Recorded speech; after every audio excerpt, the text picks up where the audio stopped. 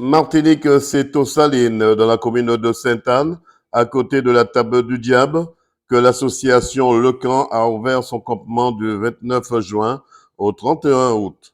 Jadis, dans le passé, chaque camp portait un nom bien de chez nous, tel que le camp du Tigre, le camp de l'Épervier, le camp Zagayac, le camp d'El Pedro, le camp Badam, le feu de camp, le camp des Stars, le camp bien-même ou le camp du raton et bien d'autres j'en passe. Tout cela avec un sentiment de plénitude où il fait bon vivre. Après le passage de la tempête Beryl, l'association retrouve peu à peu ses lettres de noblesse. Reporter Daniel Diaz, 100% Sport, KMT Télévision. Bonjour, Patricia Donatien, coprésidente de l'association Le Camp. Alors Patricia, 2024, comment se porte le camp?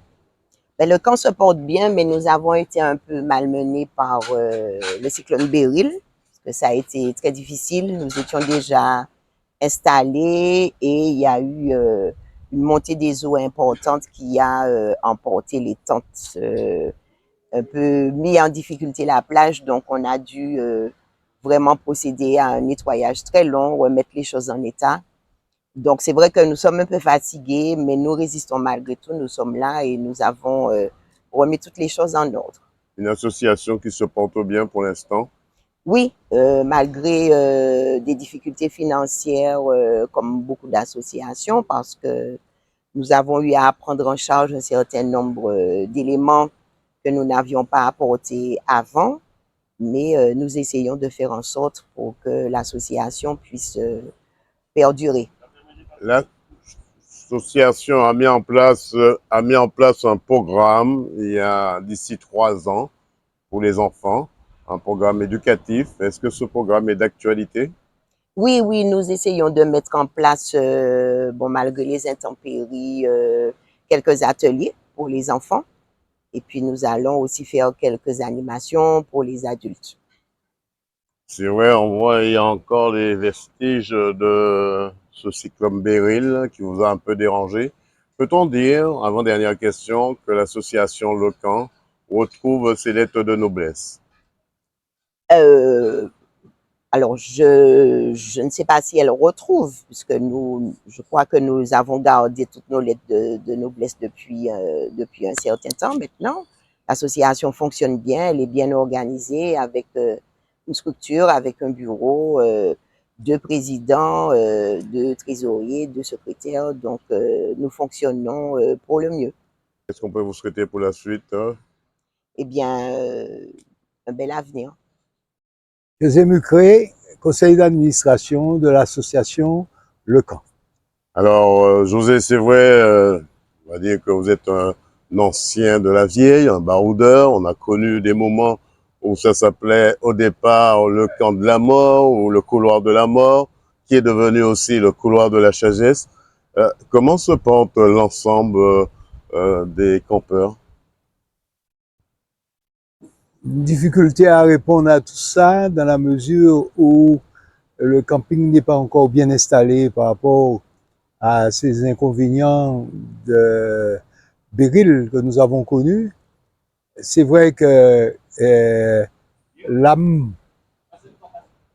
du camping existe toujours et je crois qu'elle sera immortelle désormais parce que nous sommes juste des éléments de transmission de ce qui a été auparavant.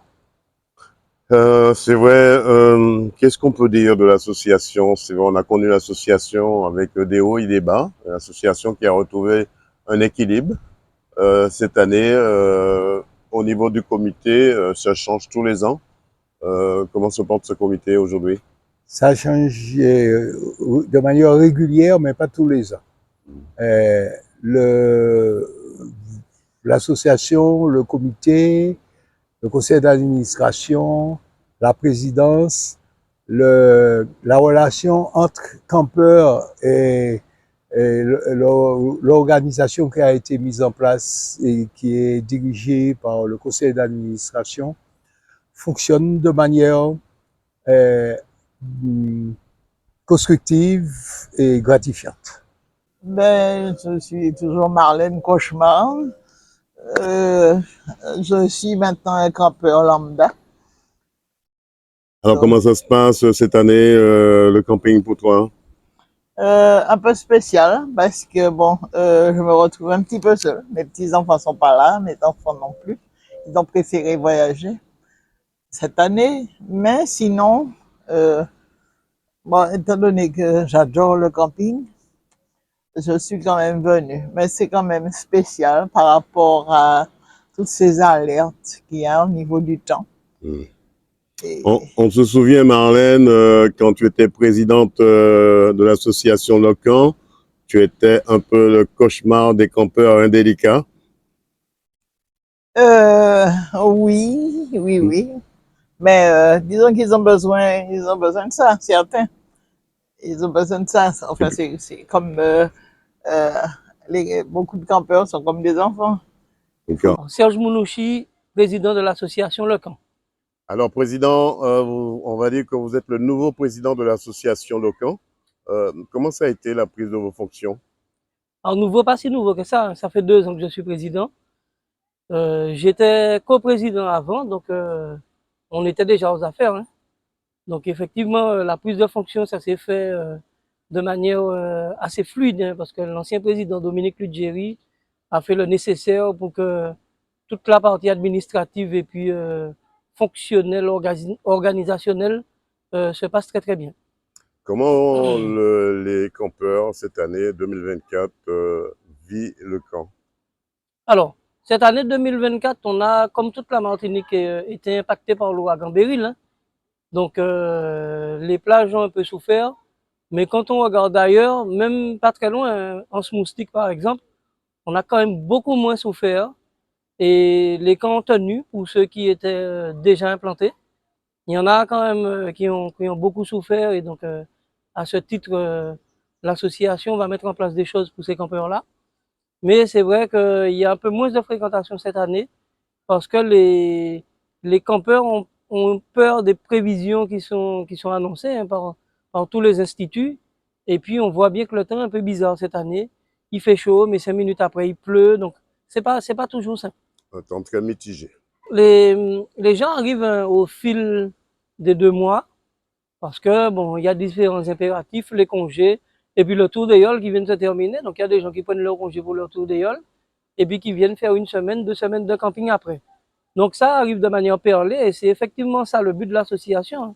C'est que l'espace de camping subisse un turnover et que finalement ce ne sera pas que les mêmes personnes qui soient là et que en fait l'espace profite à l'ensemble des Martiniquais. C'était difficile pour les campeurs de ne pas voir passer la 38e édition du Tour des Yoles ici. Alors il y a une très grande déception, hein, parce que on a l'habitude effectivement de soutenir non pas une yole en particulier, on est très éclectique sur le camp et on soutient toutes les yoles. La plupart des gens qui viennent ici sont des gens de mer, donc ils savent bien à quel point c'est compliqué et difficile de réaliser ce tour. Et oui, on était déçus, mais on a bien compris, hein, parce on est au cœur de la chose. On a bien compris l'annulation de cette étape parce qu'effectivement, après la table du diable, la mer était quand même très bien formée. C'était une décision humaine par le comité du Tour des Yoles Rondes. Moi, je pense que c'est une décision logique, c'est une décision assez juste, parce que le maître mot, et c'est pas moi qui vais le démentir, le maître mot, ça reste la sécurité. Mais pour la suite, il faut souhaiter qu'en fait, on garde nos bonnes discussions et nos bonnes entrevues avec toutes les autorités qui peuvent sur ce site-là, qu'on continue à maintenir cette activité camping, hein, qui est importante, hein, pour l'ensemble des Martiniquais, les jeunes, les moins jeunes, et faire en sorte effectivement de pérenniser et d'améliorer les conditions d'accueil des campeurs, quels qu'ils soient.